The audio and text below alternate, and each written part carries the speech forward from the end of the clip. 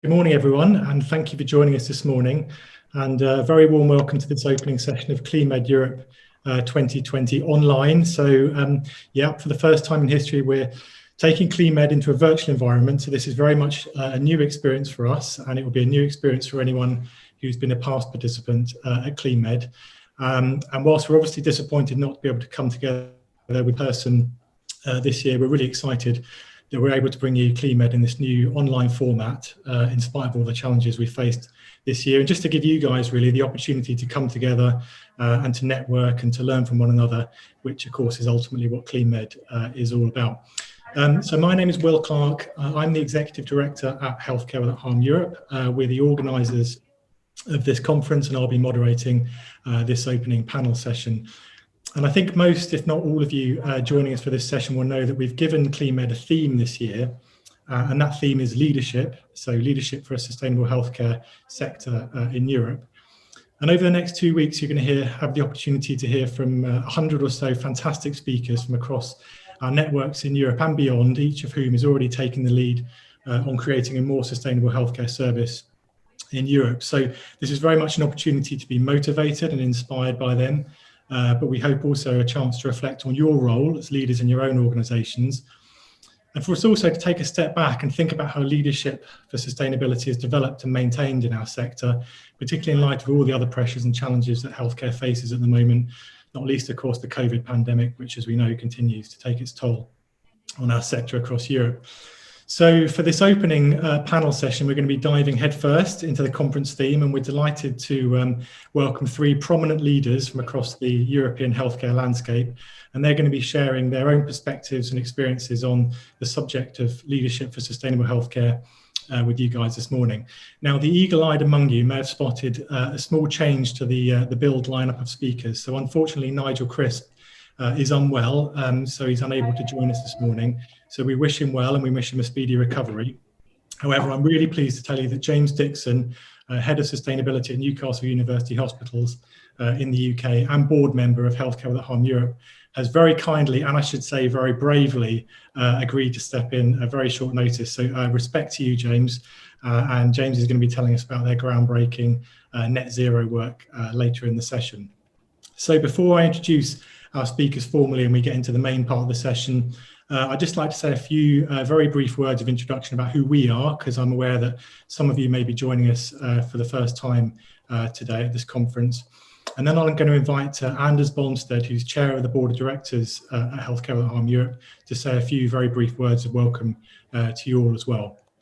So Healthcare Without Harm Europe, we're the European arm of a global NGO whose mission is to transform healthcare worldwide so it reduces its environmental footprint, becomes a community anchor for sustainability and a leader in the global movement for environmental health and justice. So you can think of us as an organisation as one that tackles or works to tackle environmental issues from the perspective of their impact on human health, and we do that by working directly with and through the healthcare sector itself. So we support healthcare providers to measure and reduce their own environmental impacts, which we know are significant and have an impact on health, but also to enable the sector to be an advocate and catalyst for wider change across our societies and economies, and to move environmental health into the mainstream political agenda in Europe. And in Europe, our work is shaped around 4 intersecting work programme areas. So we have sustainable food, safer pharma, circular healthcare, and climate smart healthcare. And you'll see that the conference is very much structured around these thematic areas as well. And the way we create change through our programs is by developing high impact networks across Europe. So we have our Global Green and Healthy Hospitals network, through which we work with individual hospitals and care providers and support them with their sustainability goals. To our new health professionals networks, which we're really excited to be launching actually during this conference. And then also our new healthcare market transformation network, which we launched earlier this year and which aims to create a more sustainable healthcare value chain across Europe by encouraging collaboration and innovation among procurers and suppliers. So that's just a really brief introductory summary about who we are. And of course, you'll get to learn much more about our work during the course of the next couple of weeks. So I'd now like to invite Anders to say a few very brief words of welcome on behalf of the board of directors, and then we'll dive into the main part of this session. So over to you, Anders. Yes, thank you, Will. I hope you can hear me. Well, good morning, everyone. It's at least morning in Europe. I know we have some other guests from other time zones. Good morning to everyone. On behalf of the Healthcare at Home Board of Directors, I also welcome you to CleanMed 2020, the first virtual conference, CleanMed conference. And we all know why it's virtual. We are in the middle of a pandemic, and this pandemic has a high impact on public health and environment. And therefore, it is probably more important than ever that we are able to come together, of course, online this time, to keep up and drive the sustainability efforts during this crisis. And since many years, I have personally been interested in the strong linkage between environment and health. And it's well known that poor environmental conditions lead to poorer public health and can also contribute to the spread of new infectious diseases when natural ecosystems change to climate change or other human impacts. So we have to keep this in mind. Environment and health are connected. And that is why CleanMed is so important. Because CleanMed and the Healthcare Without Harm network constitute a valuable resource for making the world realize that environmental and health are closely linked.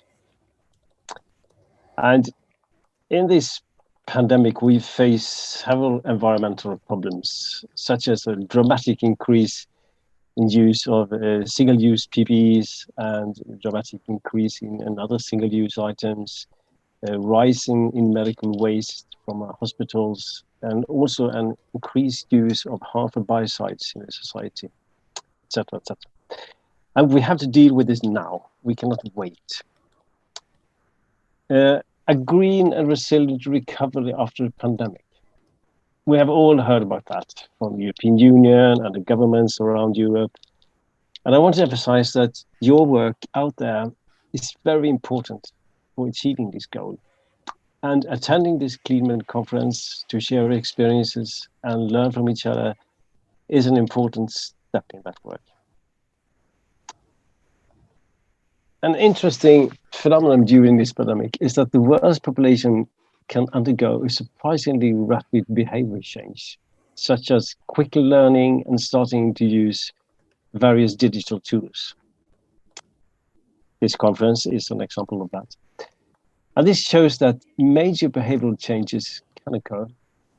And at least that gives me some hope for the future. So finally, I just want to thank all the speakers, Will Clark and the Healthcare at Home Europe program teams for organizing this conference. And of course, our sponsors, Philips, Aboca Group, and ERM.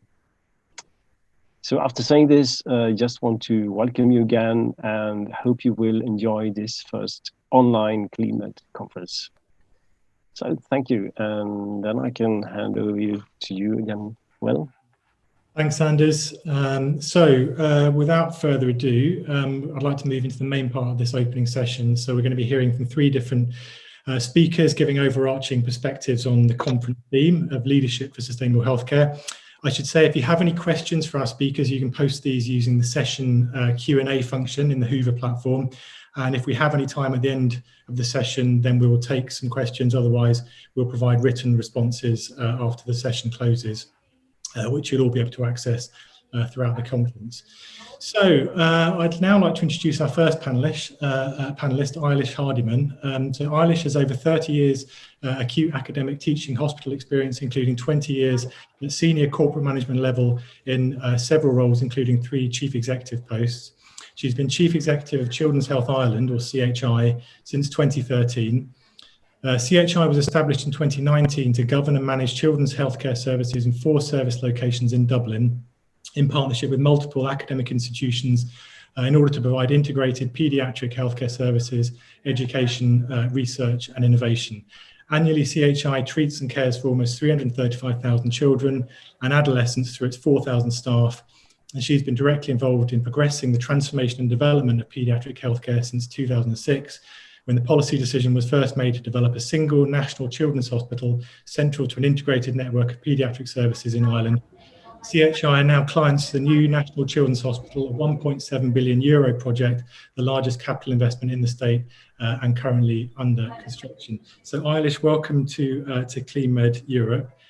You sound incredibly busy from your bio, so thank you so much for taking the time to join us this morning.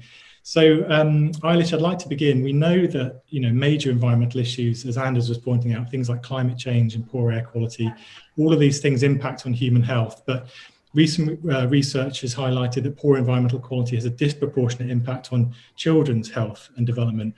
So in light of this, can you give us an insight into what sustainability means for Children's Health Ireland specifically? Okay, well, good morning, everybody, and thank you, Andres, for those opening words, and Will for inviting us, and happy and glad to be part of the Healthcare Without Harm conference. The Vision for Children's Health Ireland, which is an organisation that's only 2 years old, but stands on the shoulders of children's hospitals that have about 300 years of healthcare experience in Ireland. Our vision is for healthier children and young people throughout Ireland. When established, actually, we have a legal remit to actually advocate for children's health. And that's unusual in the Irish healthcare setting, and because it tends to be part of the state sponsored and state actually delivered healthcare. But because of our history as children's hospitals, based on voluntarism and based on recognizing vulnerabilities and articulating and advocating for them, our legal remit is to advocate for children's health. So the evidence that you've just referred to say that the environment, climate change and air pollution has a negative impact on children's health. And I have to say, our youth advisory panel, these who are our children who engage with us on their issues, are very clear that environmental, climate change and sustainability matters to them, matters to their health. So as a health agency, we need to advocate for that. So what we have looked at is sustainability in its broadest sense. I mean, people would expect with a major capital project of a 107 billion investment by the state would actually aim to be sustainable into the future. So that's just one element. But in keeping with your theme of your today's conference, sustainability is much broader for us than just the building. It's an important element, and it gives us a great opportunity to certainly move from some buildings that are 250 years old, which are very difficult to run as in a sustainable manner, to what the future can drive. So for us, we've got four broad themes around this. So the building I'll come back to later, but we're seeing sustainability about how our staff and our workforce can be sustainable into the future. We think that's really important. Healthcare is quite pressurized, and the pandemic has demonstrated the stresses that it can be on our staff. It's less so in pediatrics, but actually it still our staff are part of our community and society, and have actually then experienced the stressors that this pandemic has brought on. So we need to work with our staff to make things sustainable. So that's about making life easier, about how do they get to work, how can they help actually work in a way whereby they do feel, I have to say, bad about the increased single use of medical items, because that has been brought about because of the new ways of working, and how can we work together to actually address that. But more importantly, just as you referred to the services, we're particularly looking at, do the children in Ireland and the young people all need to travel all to Dublin, which they have been doing for years, and can we actually look at things differently? So we've had a major transformation as people have had around virtual healthcare. And when the first element of the first surge of COVID hit, we moved like 80% of our outpatients to virtual. So there was a massive move towards that, which we've looked at, and the families have actually wanted and have actually benefited benefit from. Now, some of it has only been for a period of time because they do need to actually physically come to to our hospitals. But at the moment, 30% of our outpatients is now virtual, and that was less than 2% before this pandemic started. So we have actually very rapidly moved with sustainable services and looking at, do the kids need to travel? How can we optimize the virtual ways of working to actually help address our sustainability mission? And finally, then where we are based in Dublin, actually, we are based in an area of Dublin that would be considered to have, poor socioeconomic deprivation. So we see sustainability been sustainable as a neighbour in its placemaking in a city. And how can we work with sustainable cities? So in planning the Children's Hospital, we were a major development and investment by the government. So we did work with our planners to try and ensure that we are developing how people access, how people commute, the placemaking that we can have locally within the area of Dublin, and in particular, how can we help that environment to be a sustainable green environment that would be where it's a pleasure to live, work, play, die, as we say, for all of the people in our neighbourhood, and to actually leverage off the investment that's been made by the state. So it's also some of the broad issues, and in particular, we have actually just come up with our new strategy, and we've built sustainability into our strategic objectives as a board of the health system. And two of our executives are particular champions, but we have found that when we reached out to staff, this issue, they are looking for ways to actually drive sustainability and want to work with us on real tangible projects, not just tokenism. And I certainly, from our engagement with the children, they were very clear to us. They just did not want tokenism. They wanted real projects with real targets, and were really pushing it to us to actually make a difference. Thank you, Eilish. And you just touched on something that leads me into the second question. So when we last spoke, I remember you described being a CEO of a large healthcare provider as like being the conductor of an orchestra. So where does sustainability fit into your strategic agenda, and how do you keep it a board level priority, given all the other pressures that you and your executive colleagues must have to deal with day to day? Yeah, and so for starters, we happen to be fortunate that the board has actually looked at its strategic strategy and objectives this year. We started off, of course, with great ambition at the beginning of the year, and again had to actually look seriously at where we were going. So we've taken the opportunity, which is sometimes can happen during an unusual period, that anything is possible, as they say in times of confusion. So the board has set and had our strategic objectives, and we did a review because it's only in its second year, and we have actually built sustainability into our objectives. We see our staff being our key resources around being sustainable. I mean, that's it. So we've built it into our strategic objective about our staff, and as a services industry, it's all about people. So we've actually built the word sustainability into that strategic objective, which I think is important. While we have a 5-year strategic objective, we now have annual objectives and targets to actually achieve. So in our annual operations plan, we actually have to demonstrate some tangible targets to actually deliver around our sustainability target. And in particular, I think it's the ideas that are coming from our staff, and through our staff's engagement, we have a patient advocacy function that actually engages with the children, that engages with families, that engages actually with industry. It's not just, I would say, just that we find our partners in industry are very interested, particularly those that are looking at digital health, and how can we look at even reuse, and just to constantly have that lens of how is our decision making actually being sustainable. The executive leadership is really important as well, while we have board leadership.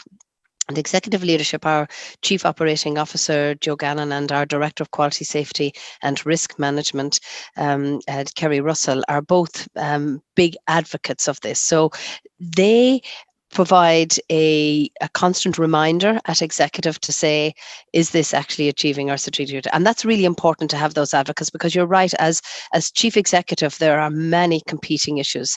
And sometimes we can get very caught up in the pure operations, the safety issues and COVID and everything else like that. And they are constantly behind us saying, hold on a second, guys, as an executive, have you considered this? Are we actually, how can we achieve this objective? So that those champions are really important at that leadership level. But we find, though, with our green campus, and in particularly our commitment to actually to the green agenda, our green campus committees are a diverse and widespread arrangement that we have, that are making little differences at every unit and ward level, that cumulatively are making the difference. So it's about harnessing, we feel, our staff to become our main resource to drive this strategic objective. And because we have a major transformational program, we're trying to bed in sustainability into that program when we're looking at saying, what are our major plans over the next 5 years? Yeah, you need to build from the bottom up, not just from the top down. That's certainly something Correct. I recognise. So in your bio, we heard about your major new children's hospital that you're building. So tell us a little bit about that project, and how is this going to be a beacon for sustainability? How are you factoring sustainability into its design and function?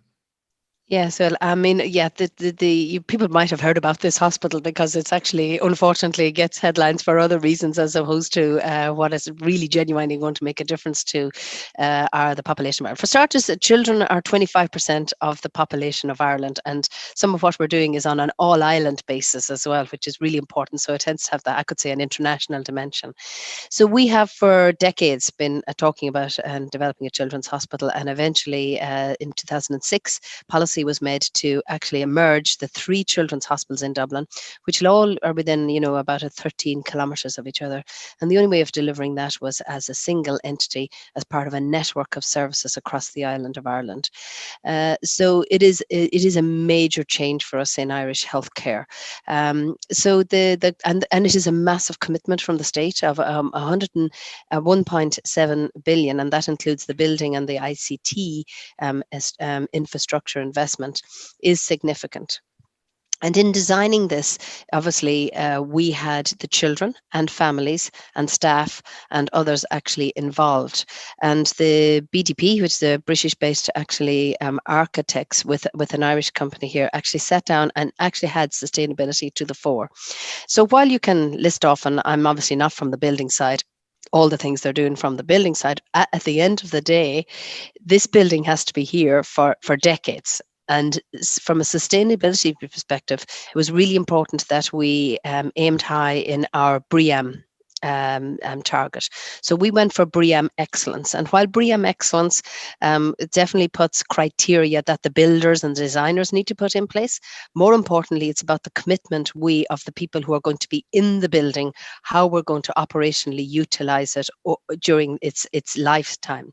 So the commitment we have made to the BREEAM excellence, and we would be first building in Ireland to actually healthcare to actually achieve that, is what we're aiming for. So we have set up our operations, how we're going to operate in the future according to that BREEAM excellence. So that's quite a commitment that we have built into our future way of operating.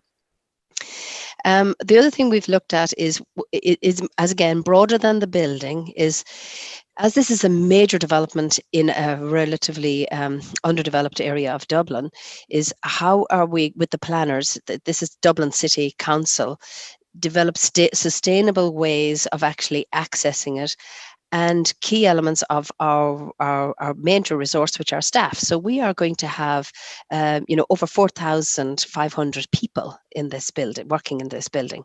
We're on a campus with a large adult hospital, St. James's Hospital, that already, has 6,000 staff. So we are going to have, this element of almost 10,000 staff that need to access, a major campus. Now, it is a 50-acre campus, so it's quite big in the centre of Dublin. So we're working with Dublin City Council on key worker accommodation, on placemaking around to actually make the local area and of the city a place where people would like to live and work. And we're also looking at how they access travel. We have a tram line that goes right around the campus, and how can we look at where our staff are actually based, so they have access to, and patients that obviously not in emergencies and really, really sick children won't be using public transport. But a lot of our work is actually planned, and we found the adolescents actually on our youth advisory were quite keen to actually be able to come to their clinics on their own, like, using public transport as opposed to having to actually be brought by their parents. So it's part of that broader, I would say, policy position of making the city more sustainable for a large cohort of employees in the centre of Dublin was also one of our objectives. We also have 2,500 students and postgraduate students, and those guys don't drive cars. They're very keen. They're very young. They're also, very keen to support the environment agenda. So we find them quite keen to actually optimise and show and demonstrate how they can be sustainable. And then finally, I would have to say we've reached out to our through community benefits. So because of to have a legacy, it does take 5 years to build a hospital like this. And, so we're almost 50% through a massive building program. It can be quite disruptive in the community that we're actually in. And it is a residential area. So we have looked with the contractor of putting in a community benefits scheme. And we particularly looked at driving the green agenda and trying to see how do we sponsor developments in the local area to actually do that. So that's creating, green spaces, but we actually are more about us with these, trying to get even the young people and children in our area engaged with this major health facility around what makes a difference to their health, and environment makes a difference to their health. So it's about engaging in their schools, their primary schools, their secondary schools, and we talk about sustainability and sustainable healthcare and how they can actually help with us to make the area better from a sustainability perspective with this new children's hospitals been in their neighbourhood. Thanks, Eilish. And then finally, CHI, you're part of the European Children's Hospital Network, ECHO, and ECHO has recently collaborated with Healthcare Without Harm Europe to produce a green pledge, committing its members to take action on sustainability. So how important is it to your sustainability work to be part of this pan-European movement? Yeah, so it's just for your listeners there. So ECHO is the European Children's Hospital Organisation. Look it up and Twitter and follow it, please. So it is a really important association for us because there tends to be just a small number of children's hospitals in each country. And in Ireland, there's only one. So we've got to reach out to our European colleagues to actually, and EU colleagues to actually work together on our mutual agendas. So we were delighted actually to work with the Eco Green Promise because it afforded us an opportunity to share with Great Ormond Street. Obviously led up some really good work on this, Great Ormond Street Children's Hospitals. So we were able to leverage off that. So it is about our capacity to share, collaborate, and actually together we're able to be a voice in the European in supporting, ensuring that children's hospitals make a contribution to influence policy position in Europe around sustainability and what children's hospitals can do, and in particularly advocating for the future of children's health. So we really feel that it has been an important one for us. We have shared our projects, we have linked up our people, we are part of developing, we would say, statements and position papers to actually demonstrate how children's hospitals can actually make a difference to the sustainability agenda, not just within our countries and our populations that we serve, but also on the European platform. Thanks, Eilish. It's really inspiring, and we're really looking forward to working with you guys on that going forward into 2021. So thank Likewise. you very much. Thank you, Eilish. I'll move on. Our second panelist is Kees Wesdorp. Kees leads Philips Precision Diagnosis business cluster, which brings together connected diagnostic systems and integrated diagnostic insights, including imaging, monitoring, laboratory genomics, and longitudinal data to enable a clear pathway with predictable outcomes for every patient. Kees is profoundly engaged with Philips' purpose to improve the lives of 2 billion people per year by 2025 and its commitments towards adopting sustainable and circular practices through customer engagement, technological innovation, and business transformation. So Kees, welcome to CleanMed. Thank you so much for joining us this morning. Hi, Will. Hi, could you give us begin by giving us just a general insight into how Philips is positioning itself as a leader in sustainable healthcare? Of course, and thank you for having me. And also, what great insights, Eilish, that you gave us just a few minutes ago. So as a purpose-driven health technology company, we are very conscious of our responsibility towards our planet and our society, and the need to continue to embed sustainability ever deeper in the way we do business in our own operations and beyond, together with our customers and partners in the supply chain. And so taking that end-to-end perspective is really key to us. We've recently upped our game, and we look at sustainability in the frame of environmental, social, and corporate governance. And as part of our purpose, we are committed to improving the lives and the health and well-being, I should say, through meaningful innovation. And we aim to improve the lives of 2.5 billion people per annum by 2030. And that was also one of the reasons why I was so keen to join Philips a few years back, because that purpose really sits deep in the teams, in the organization, and is obviously very much driven forward also internally and externally by our CEO. To deliver on this and to drive global change and making the world healthier and more sustainable, our focus is really on expanding access to care, transforming to a circular economy, and driving climate action in line with United Nations Sustainable Development Goals. And in recent years, we've made quite some advances, and allow me to list out a few. But I also realized from the previous set of questions that specifically because of the pandemic, we've been able to accelerate. And I think the industry at large, whether it's our employees or whether that's hospital settings, has started to embrace digital transformation much more. And I think Eilish put it very well that has actually been a catalyst for more sustainable way of working, more sustainable patient settings, more sustainable provision of care. So maybe that's quite a recent insight. But I'm also proud to say that we've pushed boundaries quite a bit. So we will be carbon neutral as Philips by the end of this year in our operations. Philips North America has achieved a zero waste to landfill status for its manufacturing sites. Our US and Dutch operations are powered 100% by renewable energy.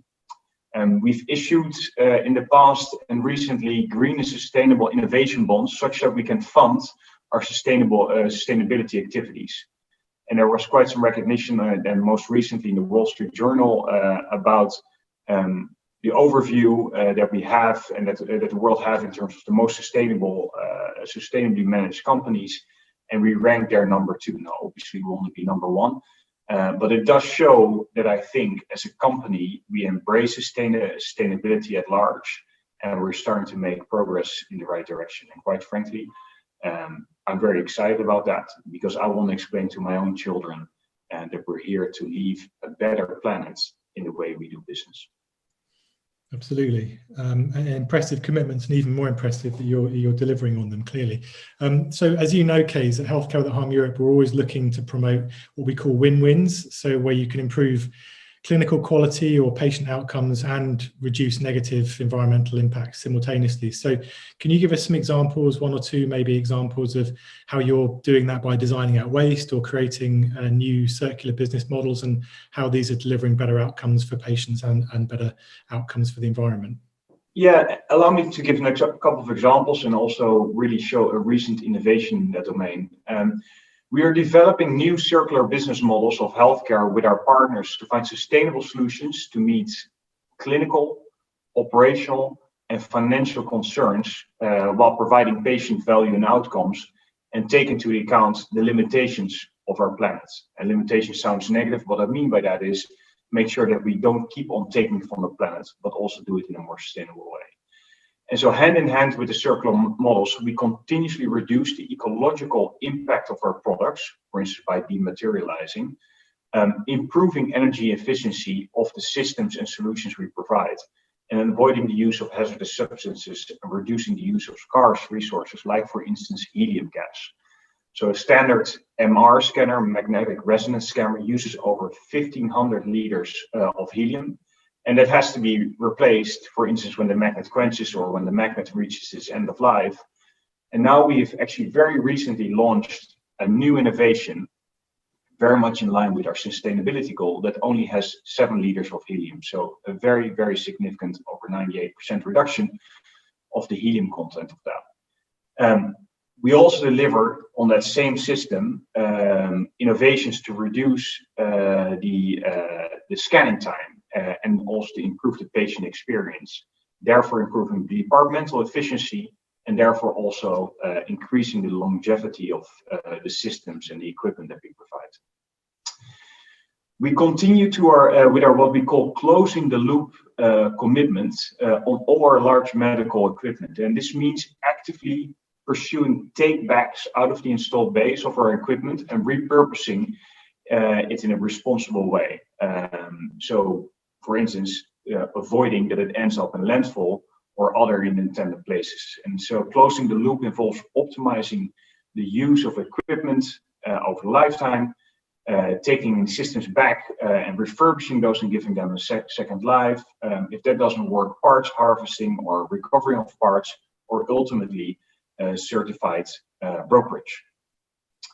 And this is something that we've actually been on for quite a while, but most recently we've really increased our ambition together with our customers and together with the markets that we operate in to get these systems back. And I would like to give an example so that you understand what the win-win there also is, not just for the environment, but also for Philips and also for patient care. And so one of our customers, it's a leading healthcare provider in the US, is working hard to become carbon neutral, and we provided them with a scanner, and that product itself was refurbished, meaning it's a pre-owned system that has been thoroughly upgraded and quality tested. So this is not a downgrade, this is actually a high quality scanner. We lease this to the healthcare provider, providing a solution instead of owning the actual product and therefore lowering the upfront cost for this healthcare provider. And through digital technology, and that maybe comes back to the earlier point made, in the informatics and software domain, we can optimize the usage of the scanner constantly and therefore extending its lifespan. And then ultimately, we're more than happy after a few years, let's say 7 years, to take that equipment back if it's no longer needed or an upgrade is needed, and we again refurbish it if possible, and otherwise reuse the parts and so on and so forth.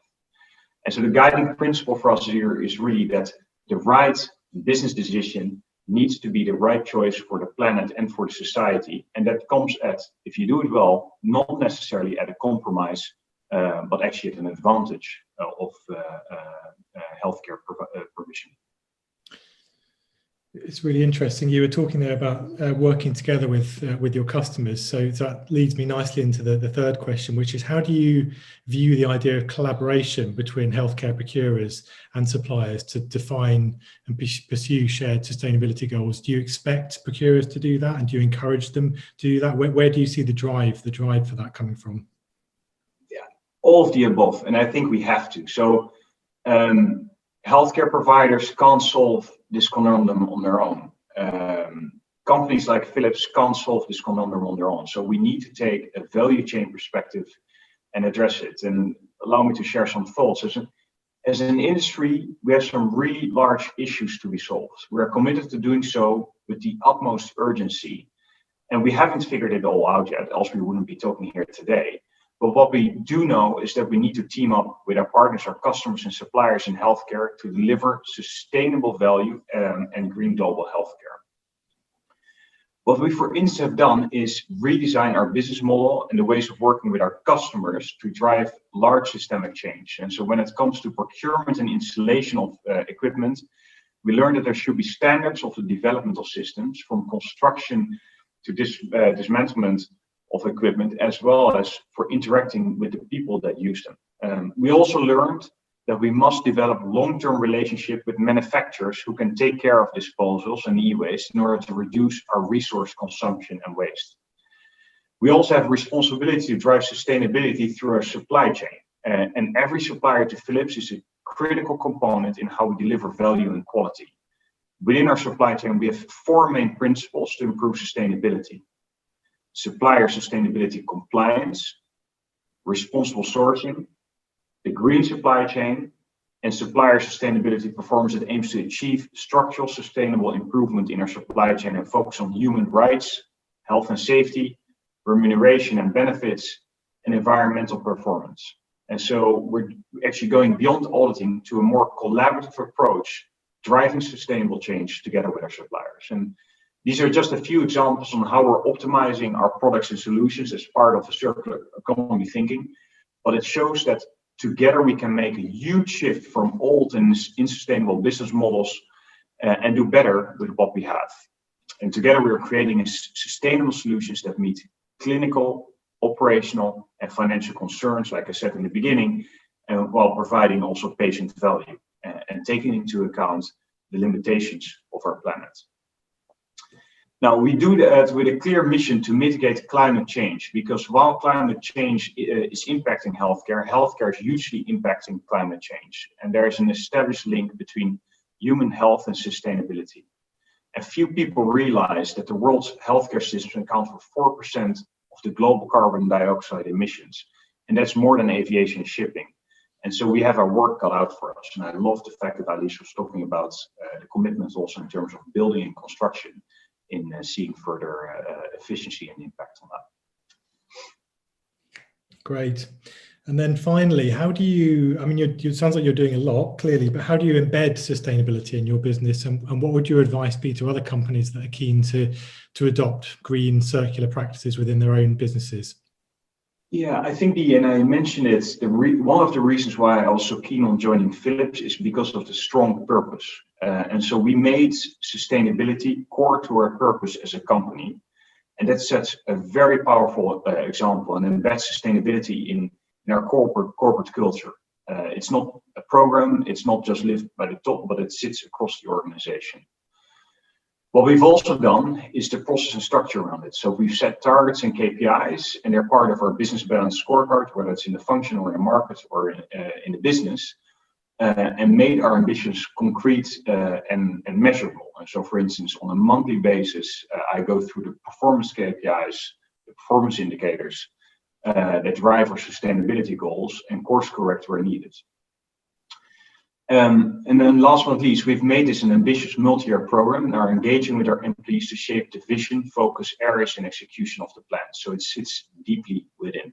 So it's really the purpose and how deep that sits in the organization and how that resonates, as well as the structure and the processes and the commitment around that. Great. Well, it's great to hear, and thank you for sharing those insights with us this morning, Kees. We're very, very grateful for that. I'll move to our final speaker in this session, and as I said, he's standing in for Nigel, who can't make it. But it's James Dixon. James is Head of Sustainability at Newcastle University upon Time Hospital's NHS Foundation Trust in the UK. James is a chartered environmentalist. He has over 15 years environmental sustainability experience. His experience has ranged from working at Newcastle City Council implementing environmental management systems, which helped to contribute to Newcastle being awarded UK's greenest city 2 years running by Forum for the Future, all the way through to establishing sector-leading waste management practices and sustainability strategies at Newcastle hospitals. This has culminated in them becoming the first healthcare organisation in the world to publicly declare a climate emergency and commit to fast-tracking their decarbonisation efforts. James, welcome to CleanMed. You're on the programme a little earlier than you expected. So again, thank you so much for stepping in at short notice. So, well, first of all, congratulations on all the work you're doing. And as we heard from your bio, you've become the first healthcare organisation in the world to declare a climate emergency. That was back in 2019. So what does that mean for your organisation? Why did you do that? Thanks, Will. And yeah, getting parachuted in late on gives you a little heightened stress levels over a weekend, I have to say. And then IT issues coming into the hospital this morning didn't help. But we're here, and hopefully I'll not have any glitches. So yeah, thanks for the invitation, and thanks for sharing the stage with Eilish and sorry, I've forgotten your name. Kays. Only just met him for the first time this morning. Yeah, so why did we declare? Well, it's I've been with the trust for 10 years, Will, and I joined as a waste officer and could see the potential. That was 10 years ago. They'd already been doing great things. On-site combined heat and power generation, late 90s. That was quite early on for in UK healthcare.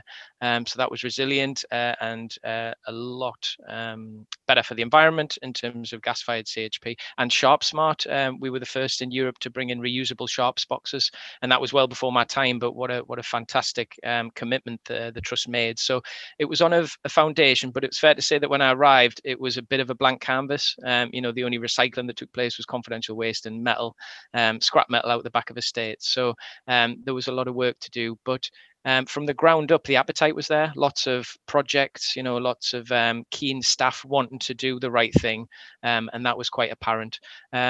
So it was a bit of an evolution. I'm an environmentalist by background, so I wanted to do the best for the organization. I could see the potential, established a team and a new strategy in 2016 and a brand. So that's sustainable healthcare in Newcastle, that's SHINE. So, a positive framing of what we're wanting to do. This is, a vision for the future, and that landed quite well with staff. So we were on good track, doing good things. Winning awards for some projects here and there, making a name for ourselves.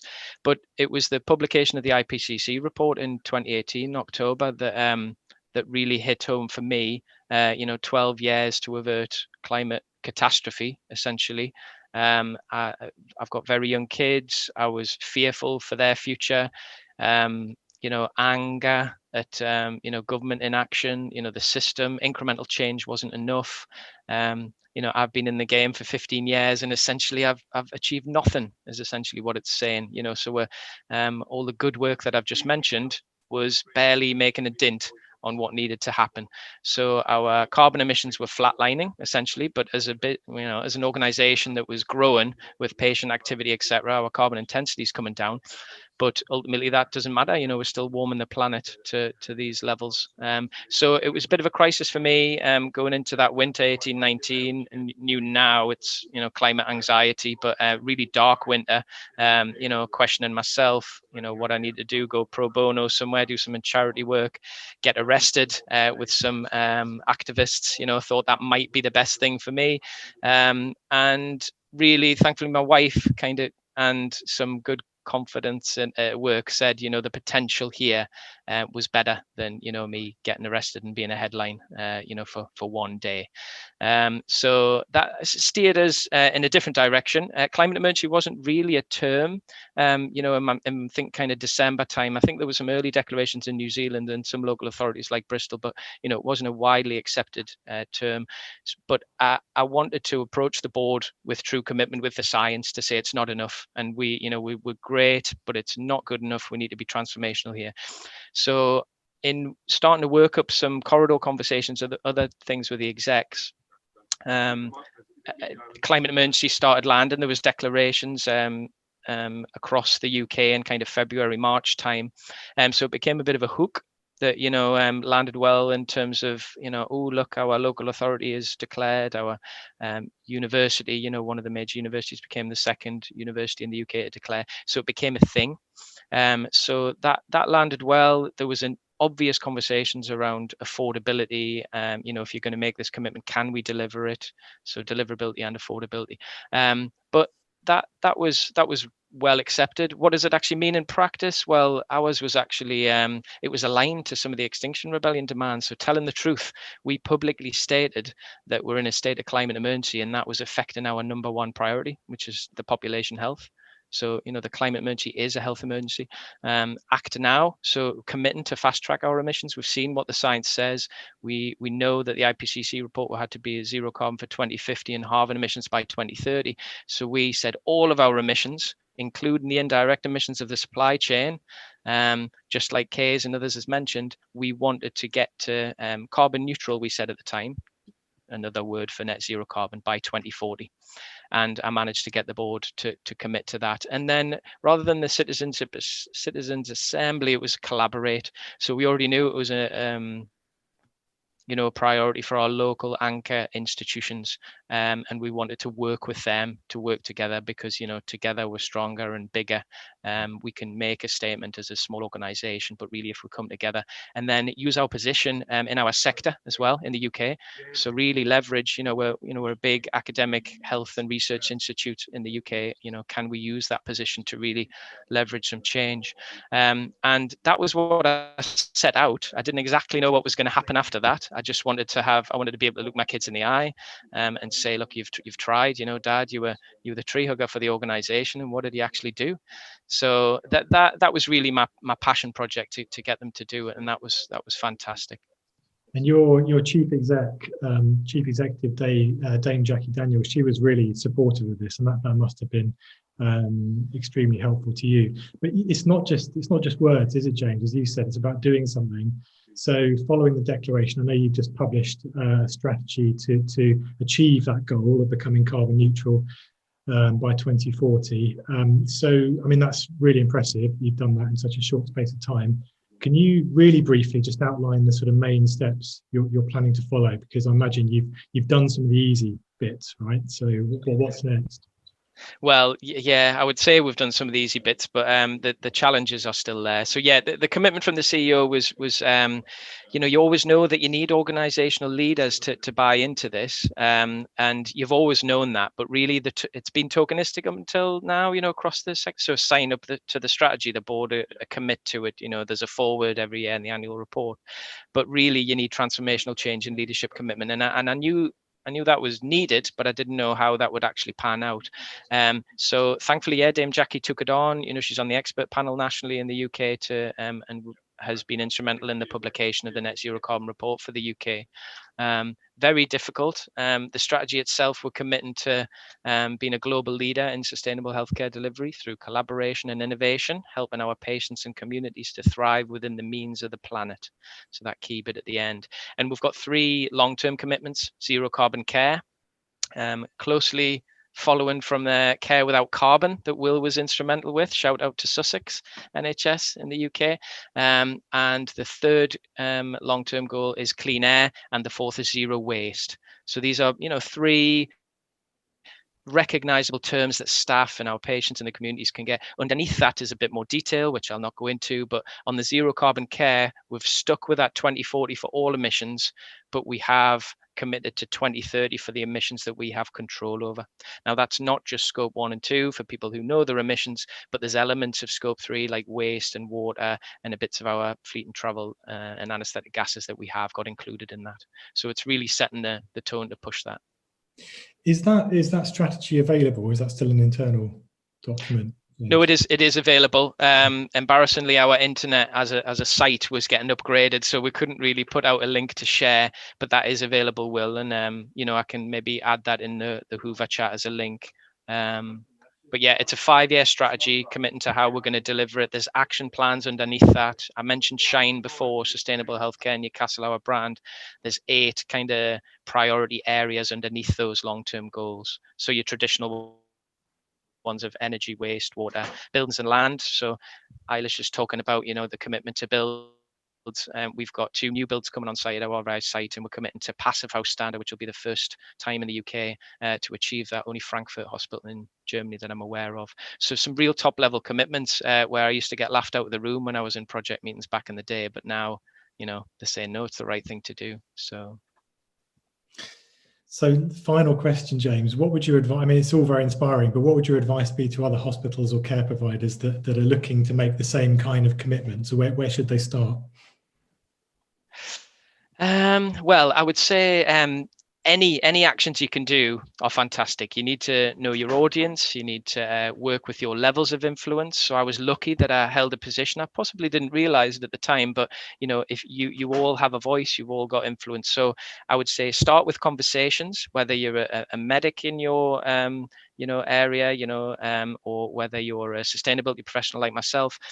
Start asking the questions. Consultants and senior medical staff have so much power in organizations, and I've known that if they kind of ask the awkward questions, action starts to follow.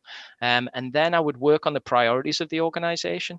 There's particular hospitals I know in the south. So in London, for example, they've got severe health inequalities, underrepresented workforce and staff. That if this is a push, sustainability and climate action can have benefits across all priority areas. So if you want to enact big change and get senior level commitment, you need to work with those senior leaders on their priorities and see how your proposal can support that. And we know that any action in sustainable healthcare is going to deliver on some priorities there. So whether it's saving money, whether it's reducing health inequalities, whether it's cleaning air, you name it. And then find your allies. So, as part of how I managed to get ours to land, there was a few people that were keen on this, and I kind of bounced my ideas off them in corridor conversations when we used to have them pre-COVID, and really kind of line up what the challenges will be and kind of second guess those challenges and be ready for the responses to say why it's the right thing. And a bit of passion, if you believe in it, just go for it. It resonates well with people. Positive way to end the discussion, James. Thank you. This is why we got you on. Always. Well, I hope I did okay. Thank you. Yeah. So, well, thanks, James, and thank you also to Kays and Eilish for sharing your thoughts with us this morning. We've got a few minutes left. I'd just like to invite Eilish and then Kays, if you'd like to just say a few just share some closing messages with the audience as they go off into this conference. So, Eilish, I don't know if you want to share anything. Thank you, Will, and thank you to my colleagues. That has been a very interesting morning, and it's great even sharing. I'm feeling more inspired by listening to your words. I suppose for us in Children's Health Ireland, if we are serious to our purpose, which is to treat and care for Ireland's sickest children, and a large cohort of children within the eastern region of the island of Ireland. And we are also merging 3 children's hospitals, and we look for something that's unifying. And we're finding that in healthcare for years, things like patient safety and quality are the things that actually people find unifying and inspiring. But for us, we're finding that in addition to that, sustainability is becoming something that staff, that our patients and their families, that the communities that we are in, and we actually have, the Green Party as part of our government. So from a policy perspective, right up to Europe, we would see sustainability is fast becoming something that can be unifying in our mission, which is to healthier children and young people in Ireland and Europe. So looking forward to actually pushing it as a key element of what we do in Ireland. Thank you, Eilish. And Kays, I'll leave the closing words to you. Thank you. And I'll make it into a plea of, or a call to action maybe on the circular economy. So in my mind, the circular economy allows healthcare organizations to profit from and contribute to a cyclical, sustainable business model that helps healthcare organizations achieve their goals. And that is a different way of thinking, I would say.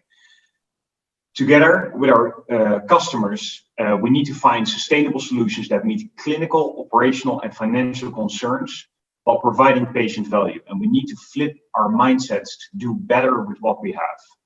And so for the health of both our environment and healthcare's financial bottom line, as well patient provision, the transition to a circular economy is actually essential. And we can't do it from each of our silos. This really requires working together across the end-to-end chain.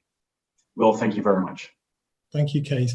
We've had lots and lots of questions come in, and we don't have time to put them to you. Unfortunately, there's questions for all of you, so we'll try and pick those up offline. So we want to make sure we answer everyone's questions and provide feedback. There's some really excellent stuff coming through, really interactive. So we'll make sure we provide written responses to those questions. That just leaves me to thank all of the speakers again for your contributions this morning. Thank you to all of you for joining us this morning and being part of the first ever virtual CleanMed Europe conference. As Anders said, I'd like to also say a very big thank you to our sponsors this year who have helped to make the conference happen. So Philips, obviously, Aboca, Johnson & Johnson and ERM. And just finally, as you know, because of the challenges this year and all of the uncertainty around the COVID pandemic, we've waived all conference fees this year. However, in lieu of a conference fee, we're just asking if you or your organisation would consider making a donation to Healthcare Without Harm Europe. I think Aidan can put a link in the chat box. You can also find the link on the conference app or on the the CleanMed Europe website. We're a non-profit organisation, and obviously we rely on the generosity of funders to carry out our mission. So if you would consider doing that, we'd be super grateful. So with that, thank you all again, and I hope you enjoy the rest of the conference. Thank you.